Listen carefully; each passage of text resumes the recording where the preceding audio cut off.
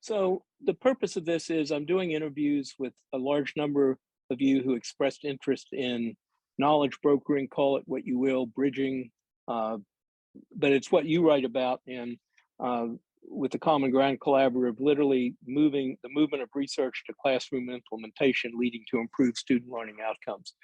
So that's my background is I'm not a researcher or scientist. I spent most of my life in politics in some way or other, or policy, and so that you struck a very resonant chord with me because we talk a lot, but how do we actually build and implement? So that's why I'm excited about doing this.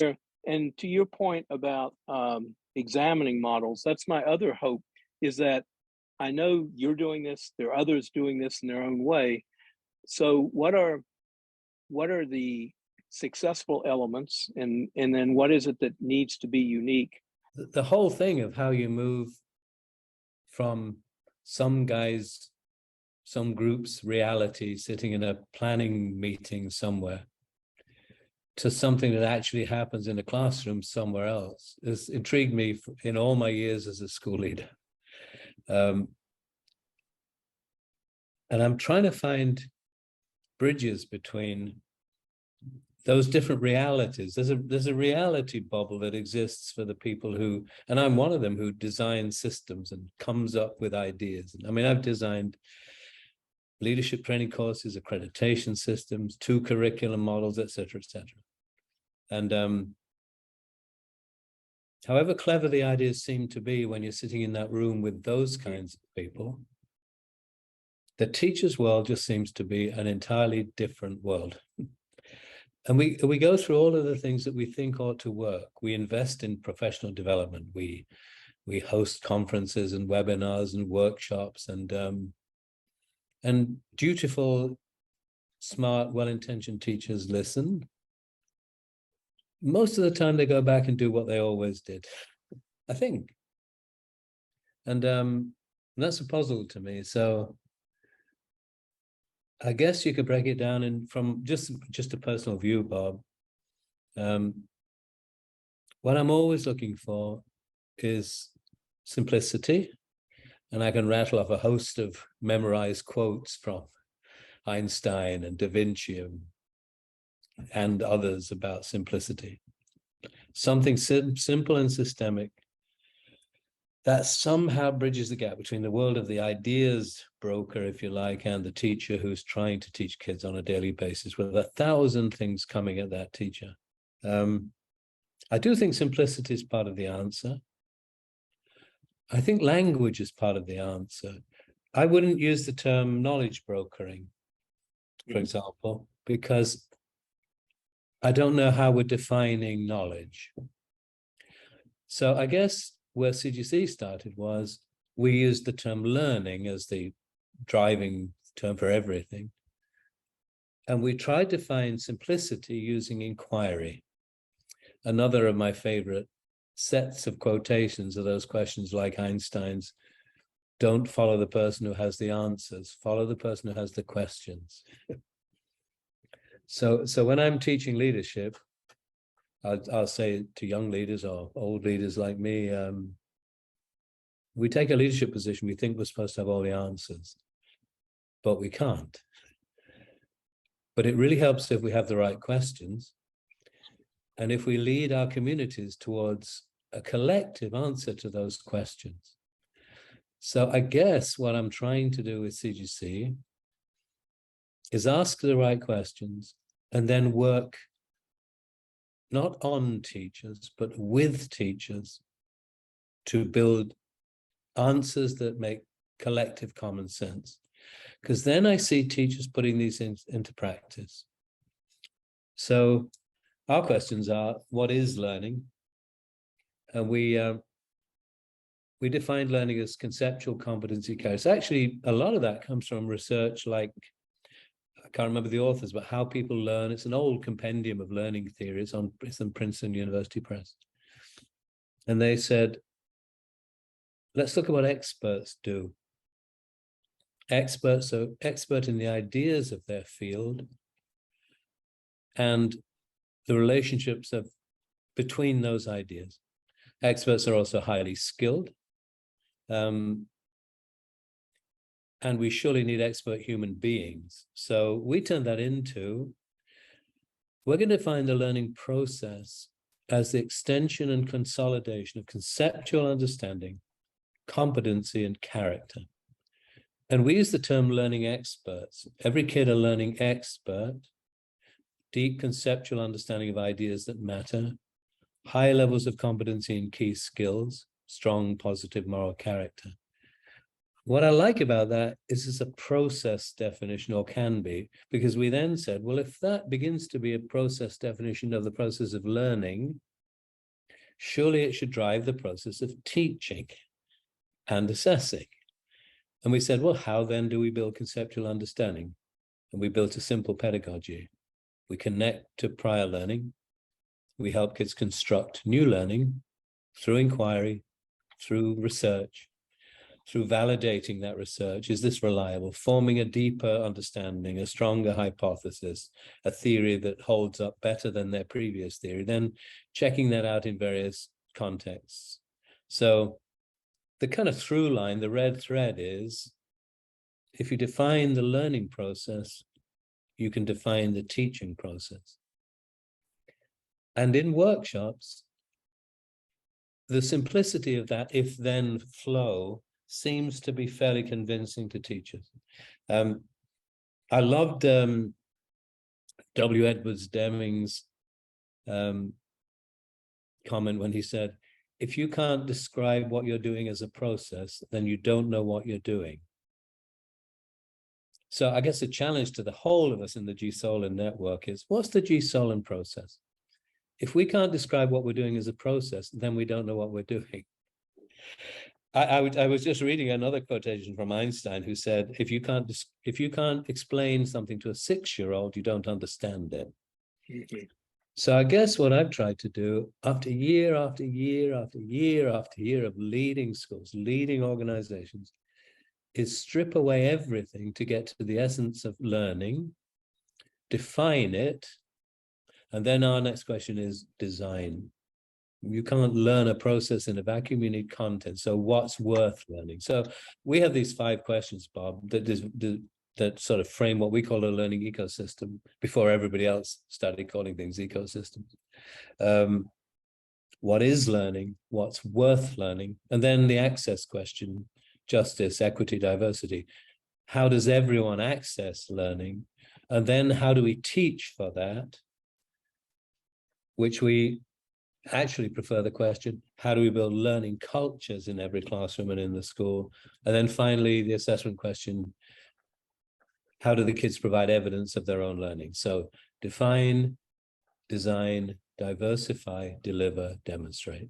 So I guess what I'm thinking is a way to bridge that seemingly unbridgeable divide between the idea and the practice, between the policy and the practice, between the plan and the practice, between the project and the practice. Simplicity, synthesis, getting to the essence of things, stripping away everything else. The other thing to me, and this has come late in my teaching life, is I now believe that you have to be a practitioner to convince practitioners. So everything I'm talking about, honestly, and I know you don't need me to prove it, but is I teach to kids as well as to teachers, and I teach to parents. So I run all kinds of workshops about kind of simple metacognition. I just did one with 60 4th and 5th graders for 90 minutes. Entirely interactive. I had about 6 teachers with me because they all came along with their kids. The 90-minute lesson was called Why Learn? One of the things I did was get kids in 2 lines, call them lines of inquiry. They're facing a partner, and I put a question up for them. First question was, why learn? And then I have a way to have them change partners. And the next question was, how do I learn best? And the next question was, what's worth learning? When I'm working with teachers, I do, why teach? Why should anyone be taught by me? Teaching towards what? So a simple inquiry-based approach to learning brokering, I'd probably call it, where you use, we jokingly call it fearless inquiry, to ask questions that cut through everything that currently exists to the heart of what we're trying to do, turn it into simple systems, practice them oneself before taking them to teachers, be prepared to teach teachers by teaching kids in front of teachers. And we're seeing people, if I take the school I'm doing a kind of embedded residency in now, school in Latin America, in Honduras, very, very good teachers. Honestly, they were used to telling kids what to do in a good way. They're lovely people and smart. Textbooks and worksheets. In 1 year, to go to fully inquiry-based, question-driven, very engaging learning modules, culminating in exhibitions of learning with parents attending, simply through being consistent with those methodologies. Here's a simple way to think about this kind of learning. Let me teach you how to do it. Let's start by defining learning. Now let's design the learning. I'm going to ask you a question. If you could only teach one thing next year, and I ask you to give it to me in the form of a question, what would you fight to teach? I ask kids, what would you fight to learn? I've asked third graders, put it on a post-it. One question you would fight to answer in your school life. So simplicity, system, stubborn continuity, Jim Collins stuff, keep pushing at the flywheel, find your hedgehog principle. And I am actually finding, I didn't set this up just so I can say, oh, look at what I'm doing, this works. But I'm just trying to think through what I've seen after many that don't seem to work. The combination that seems to work to me is you have to be credible, and that helps if you're a teacher. You have to find simple definitions that make sense to people. You have to turn them into simple pedagogies. You have to be able to demonstrate those pedagogies. And you have to support people and then celebrate the learning. And I think the simplicity that my little team has brought to it, where we say, if you want to build ideas, connect, construct, contribute. If you want to build skills, give the kids a model, deconstruct it, see what good looks like, take it apart. Now identify where you stand against good, now practice to close the gap. If you want to build character, place the kids in authentic context, consider how to act, reflect. So I guess in the struggle to take ideas and turn them into practice, I am seeing ideas turned into practice in reality, but it's that combination of synthesis, simplicity, consistency, credibility, building trust with people, being able to do it yourself. Those things seem to begin to bridge the gaps between the philosophy and the actual practice. I think the problem with that is, in a webinar, I can get 100 school heads to agree with me, and maybe one of them will do it. There's that other kind of reluctance. I also think we have a whole industry stacked up to prevent good learning happening. The whole testing system is not set up to test deep learning. It's just not.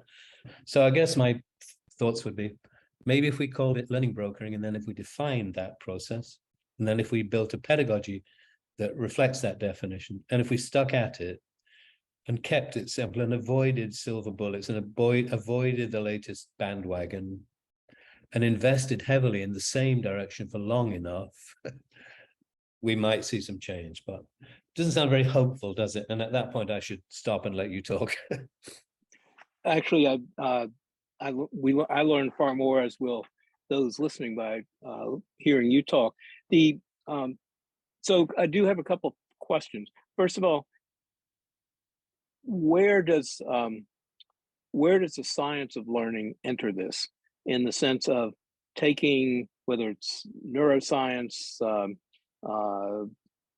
cognitive, executive functioning, so on? How do you take what at one level is complex and turn it and synthesize it and turn it into what you, as you described, simple. So that's, I've got a host of questions, Kevin, but that's the first one. Here's the science that I find very, very convincing. There's a couple of people in Israel who've come up with a term to define the birth of consciousness. They call it unlimited associative learning. And what they've shown is that 4 genera or families, I have to get my biology right, humans, apes, cuttlefish, and corvids, the crows, show the highest forms of unlimited associative learning. The extent of my science of learning knowledge gets, again, back to the common sense of it. I don't believe anyone would dispute that we learn by making connections. So what I've taken from that is, if we learn by making connections, then our first step in building new knowledge is to connect to prior knowledge. That's the oldest constructivism truism in the book. And so my whole approach is to recognize that the brain learns by making connections.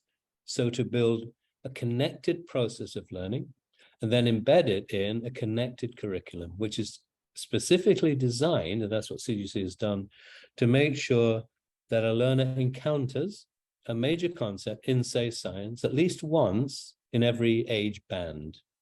So if we learn by connection, and if understanding grows over time, and I think just as human beings, you and I could say, yes, we hope to be a little wiser than we were when we were younger on the same topics. I think we can take it that understanding happens over time.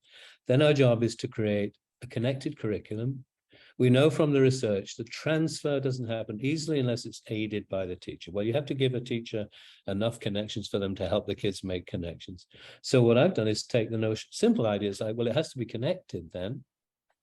Another thing that I think is, and I'll probably use the wrong terms, I'm about to post a blog, which is whimsical, but it has a serious point. It's going to say something like, the aha moment and the ha-ha moment, only a consonant apart. And I'm going to make the point that we even use the same language. We say, oh, I get it, when we get an idea that we're struggling with, or when we get the joke. And similarly, we get a little dopamine reward when we get something right. It's a laugh on one hand, and it's a nice buzz you get when you get something right. It's what gaming manufacturers understand. If the next task at the next level is too easy, there's no pleasure in it, the kid stops playing. If it's just too hard, it's just too hard, and the kid is never going to get the reward, so they stop playing.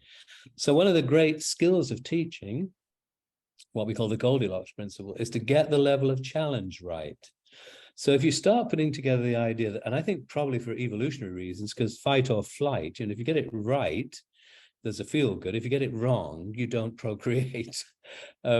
So if you take the idea that there's an actual biochemical reward for learning, therefore learning is by definition enjoyable, that we learn through making connections, then what I've tried to do is build curriculum with teachers that sets for each child the level of challenge at the Goldilocks level, that allows the child to make connections, that allows the child to base their learning in authentic situations that mean something to them, which helps with the connections.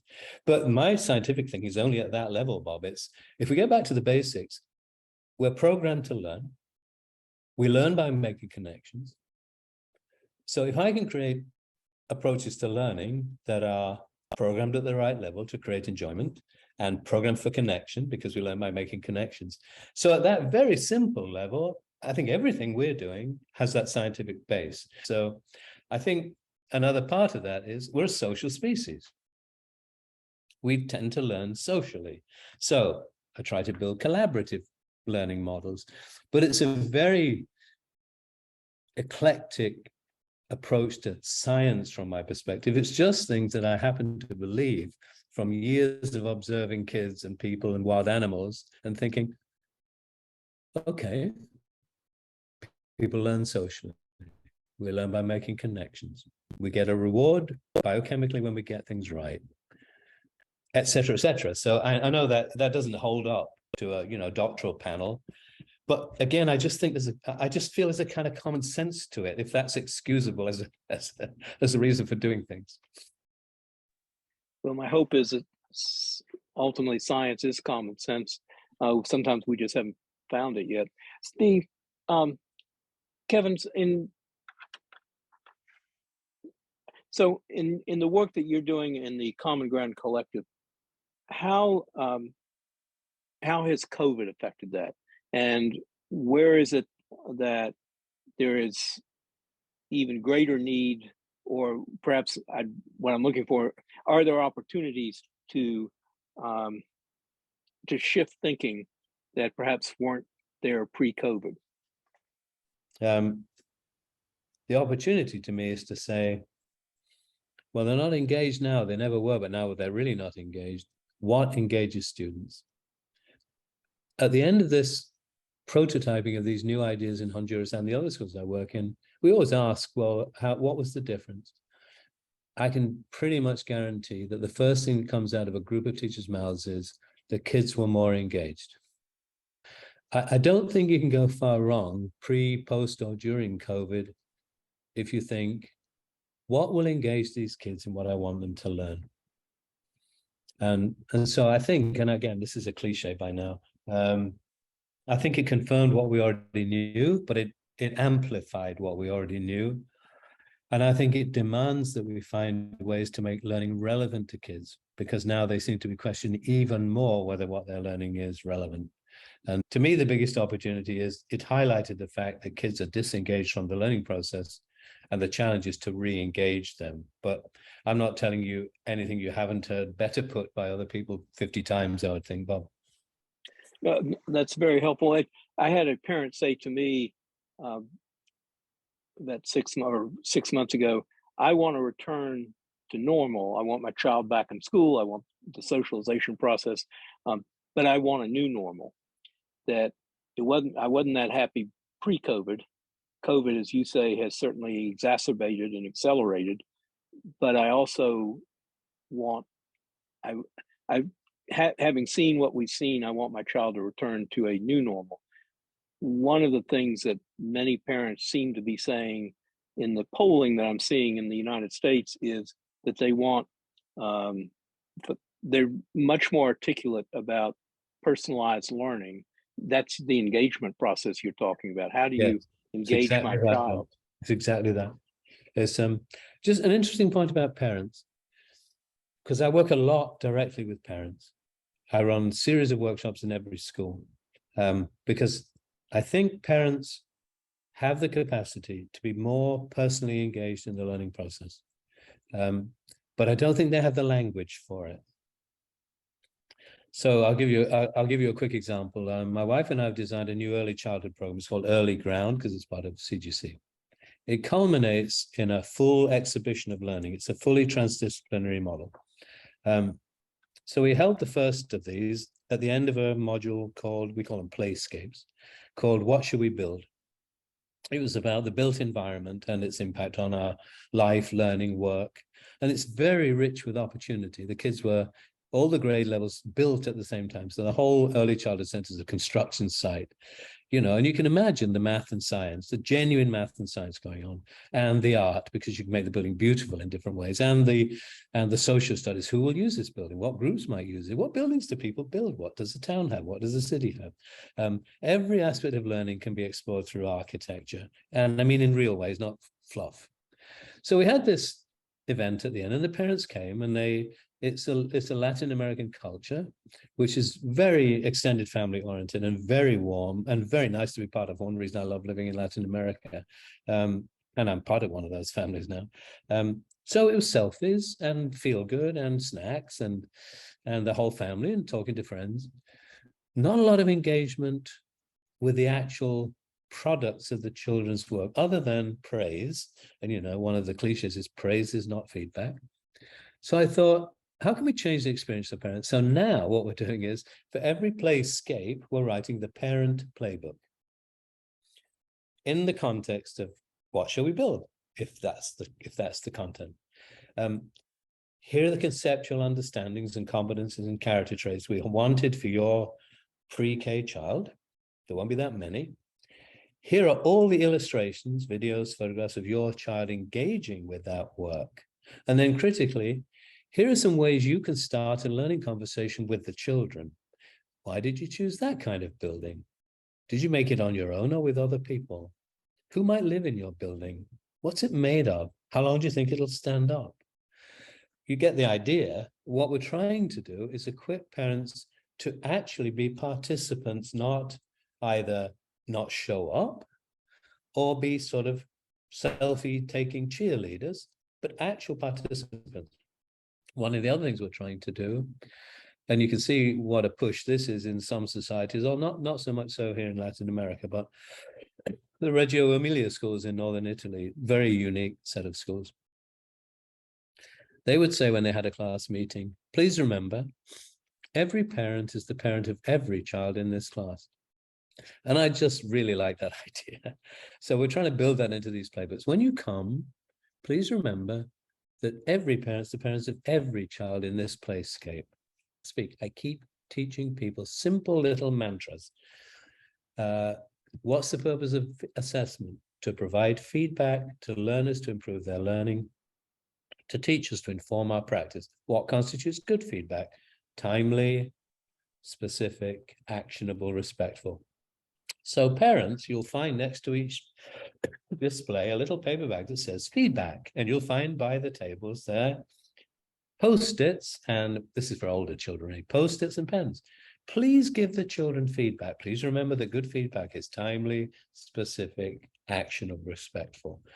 What we're actually doing, Bob, and it's a lot of my work, people think CGC is a curriculum outfit. I think we're a culture building outfit, is we're intentionally building a culture. So we said, I love Drucker's saying, culture eats strategy for breakfast. So we said, okay, if that's true, what makes a culture? Let's be intentional. Well, cultures share a language. So we share the language of our learning definition, conceptual, competency, character.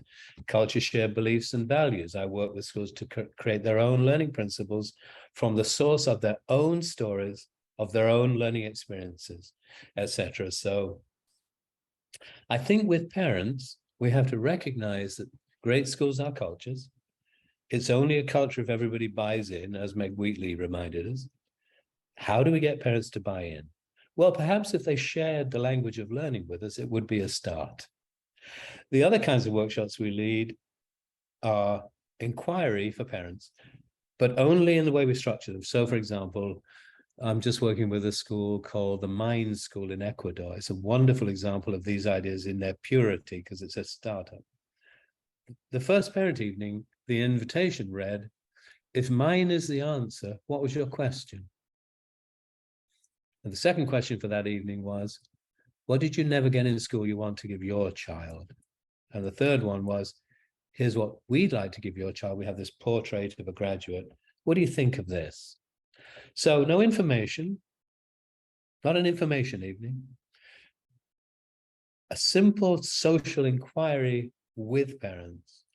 I love Michael Fullan's work. He once said, always remember, information without relationships is never knowledge. Maybe that's a contribution to our knowledge broker. Information without relationships is never knowledge. So we don't have information evenings. We have relationship building evenings, framed by a few simple questions. If Montcrest is the answer, what was your question? What were you looking for? And we always give a few examples, like where can I, each one of my children is different. Where can I find a school that treats them that way? So to me, the whole knowledge piece is really learning, but I think we have to build learning cultures, learning communities, and then embedded in there, the actual curriculum. The curriculum needs to be simple, connected, systemic.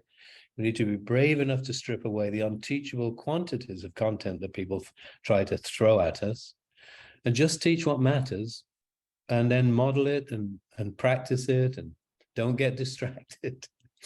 So many things have to work to make it work. You know what I mean? It does. All very helpful. So my final question for you then is, what should the role of GSOLN be? There are lots of organizations, your organization, for instance, that are bridging. what can Gisolin do that furthers your work and others? This. We all know things that don't work, because I think most of the things we're trying to do don't work. I think it would be trying to identify directions that appear to have some promise and providing a research safety net for those, or a research background for those. Tell us what you're doing that seems to work.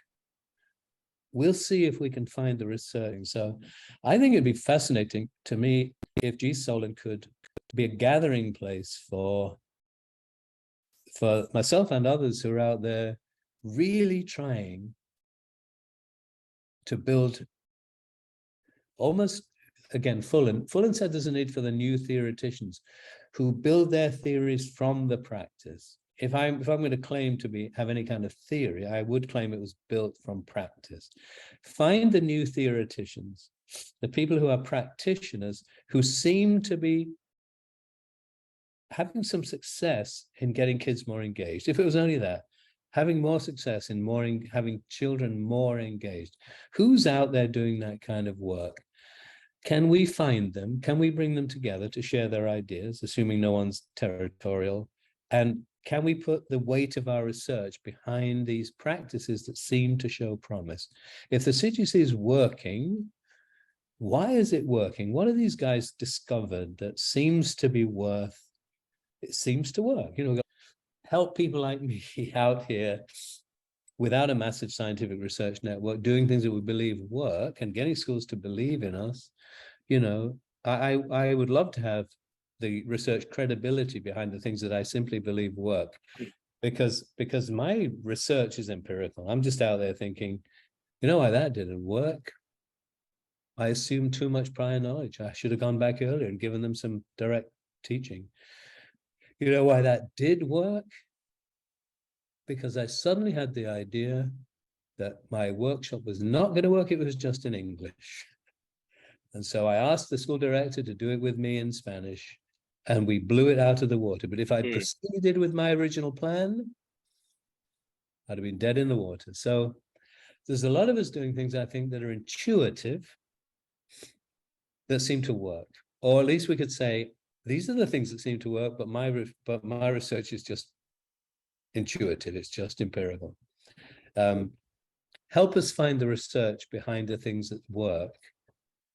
I guess that might be just interesting for Gisolin. What's working out there?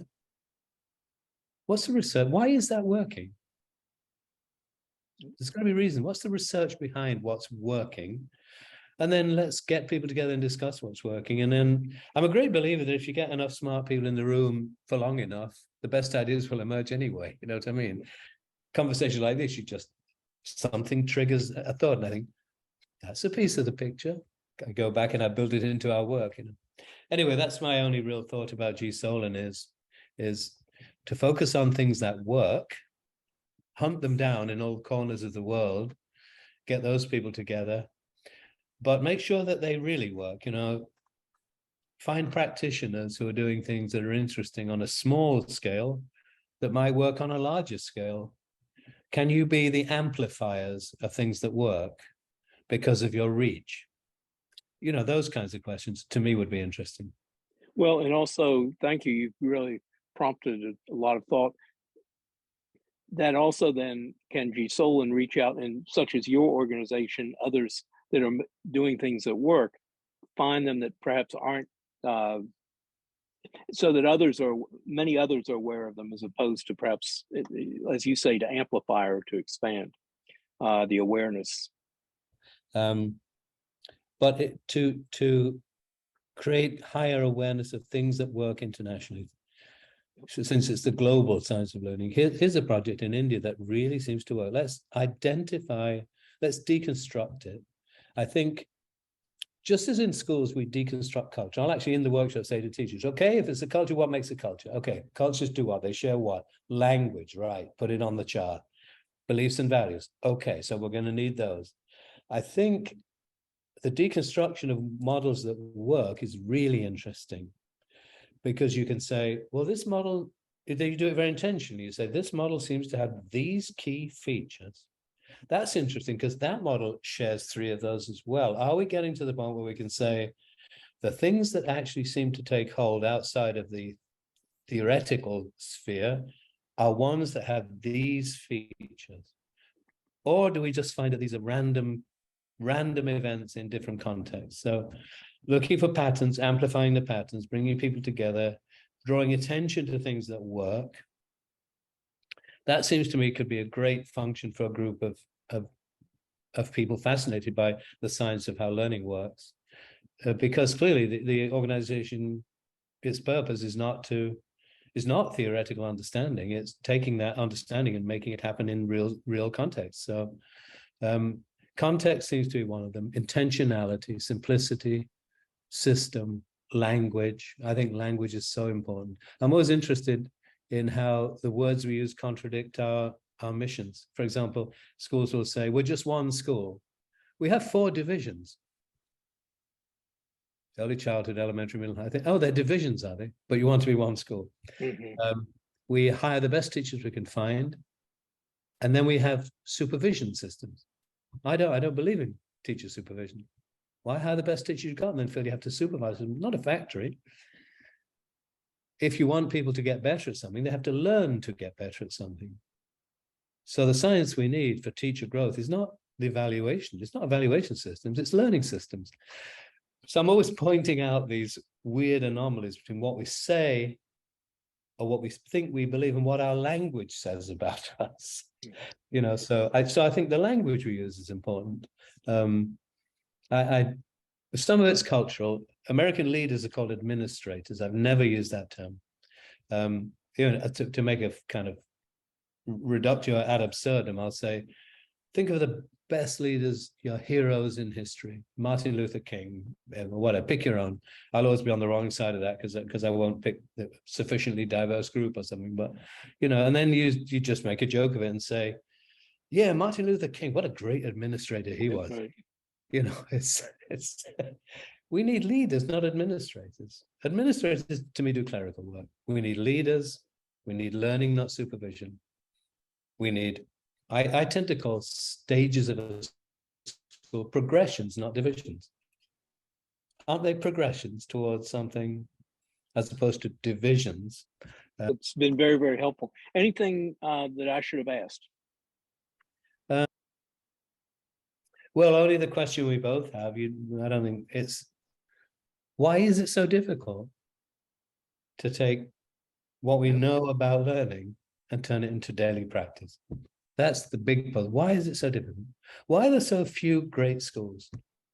Well, you have to define your terms. But for me, there are very few great schools, which are really continuous learning ecosystems with every kid engaged and every kid working at their optimum. I don't know a single one, to be honest.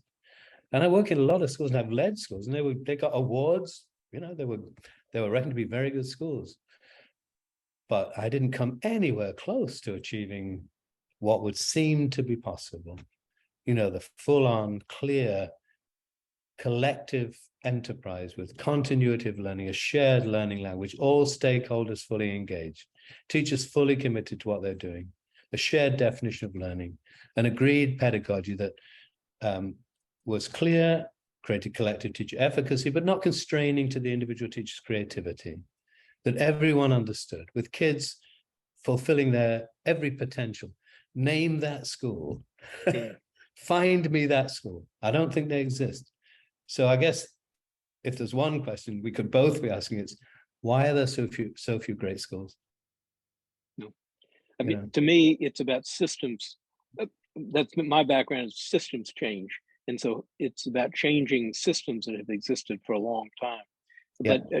But you can't change that system unless you address the questions that you've been raising. Yeah, my take on it is exactly that one. One of the reasons initiatives fail is they only tackle one part of the system. The problem is the teachers. We've got to change teacher training. The problem is we don't evaluate them. We're not tough enough with our evaluations. Or it's the home, or it's urban settings, or it's lack of technology. We always tackle one piece of the system. You cannot change the system till you change the whole system. That's so. I mean, Yep. And if there is an opportunity that has come out of COVID, it is the fact that all systems came under attack: our social welfare Yeah. systems, our technology systems, our education systems, our academic systems. And so, is there this one opportunity while we're still in some state of disarray in different ways across the globe? Is there the opportunity to say, how do we redesign the system Yeah, in this there is. But once in a lifetime episode? the great catch is there are no bodies, there are no authorities that have the overview of all parts of the system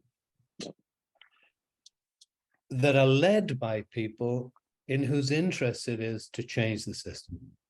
Because I guess the people who could change the system would be politicians.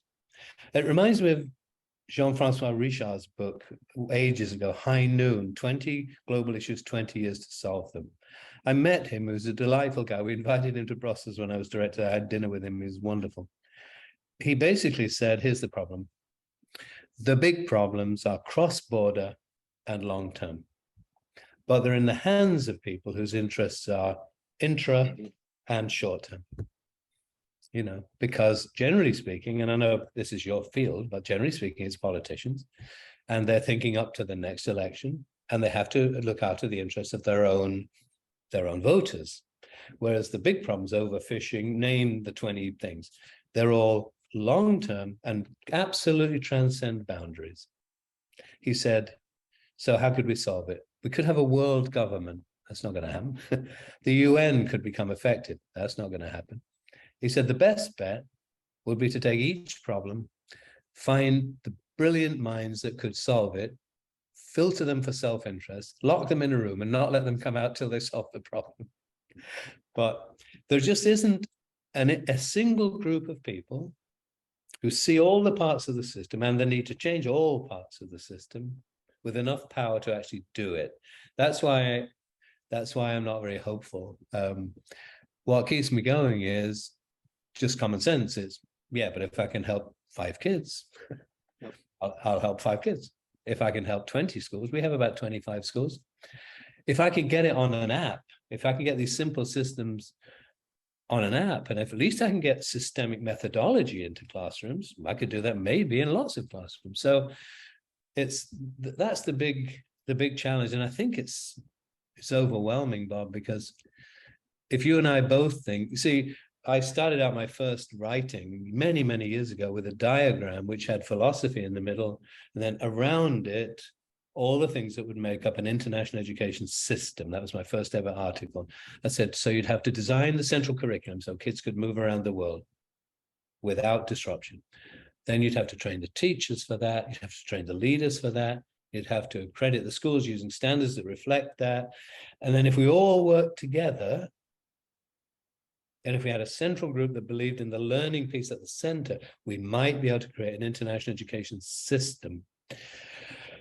But there's so much self-interest. That would mean that a particular group felt excluded and a particular consultant wasn't in demand. And so any attempt to systematize seems to mean somewhat centralizing. And, you know, unless you're in the center, then that excludes some people. And there's fundamentally, I think you and I would completely agree. These are all connected systems. We need to tackle all parts of the system. The way CGC has been successful has been, I guess, to treat the school as a system. I can change a school as a system, but can you change 50,000 schools? That's the challenge, because I do get to work with the board, the parents, the kids, the teachers, create the curriculum, create all the systems, do all the workshops. And you see the whole system moving forward, but that's very, very small, very small. So it comes back to, could G. Solon find people who are having small scale successes, deconstruct those successes, share them with other people, bashing away at the same questions, look for the patterns and principles, and then can G. Solon amplify that, back it, begin to get a movement together? That would be a hope, I think. You've given us a challenge. Thank you. I greatly appreciate that you think of other organizations that we ought to be contacting similar to yours to do that kind of analysis, or people that you think we ought to be talking to, I would really appreciate it, because I see this as an ongoing effort. But I just want to reassure you, uh, Kevin, or assure you that it's an ongoing effort. But it I believe also that you try to put into place. You try to act now on what you have, and then the more you build, the better. The more information you get, the better. But that you don't wait to get the perfect. You've got to be moving and trying to implement Oh, now. 100%, honestly. Ready, fire, aim. Yes, exactly. Because then people will gravitate towards us. I Yes. said, we can't wait till it's perfect. If they know there are ideas, we'll find other people and they'll help us perfect it. But we have to tell people, we have to get out there. I always act probably prematurely rather than waiting to be perfect. Well, when I came out of public life after 24 years and I went into heading a nonprofit, an education nonprofit, I remember somebody said to me, I said, well, we need to move forward on this. And she said, all you're doing, you're just a bumper sticker right now. We don't have the content ready. And I said, well, I've often found that with bumper, you put the bumper sticker on, and after a while, people are kind of moving towards it. Yeah. I'd rather start with the bumper sticker and then build the car, as opposed to never getting started. But unless you can, yeah, you just have to say it's going to be like this, and then you go for it, and people gravitate towards it. And you can be part of it. You can be Yeah. help build it to what we agree is necessary. Yeah, I think that's absolutely right, and it's a funny process, but you begin to make a noise about what you believe in, Yes. you know, and the people who should find you, and they help you make that thing real, because you don't have to convince them, because what they're looking for, and Simon Sinek said this very well, what they're following is a why. Just causes attract good people, and before you know it, you have something that resembles what you were hoping for. Yep. You Got know, to start it somewhere. yeah, I completely agree. I just think you have to have an idea that really seems to be something the world needs, not something you need to do, but something missing.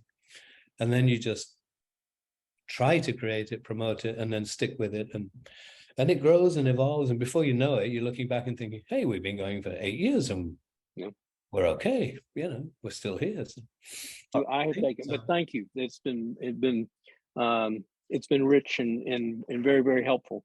Take care. Yeah, good Bye, seeing you. Kevin. Bye-bye.